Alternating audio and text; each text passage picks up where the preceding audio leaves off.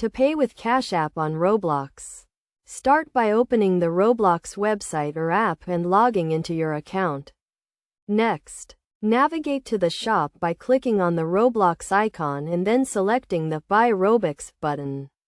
This will direct you to a page where you can choose the number of Robux you want to purchase. After selecting your desired amount, you will be redirected to a payment page with various options, including credit card, debit card, and Roblox card. To use Cash App, you will need a Cash App card, which can be obtained by going to the Card tab on the Cash App home screen, clicking Get Your Free Card, and following the prompts to provide your information and receive your card by mail. Once you have your Cash App card, select the debit card option on the Roblox payment page. Enter your card number, expiration date, and CVV, and click Continue to complete your purchase.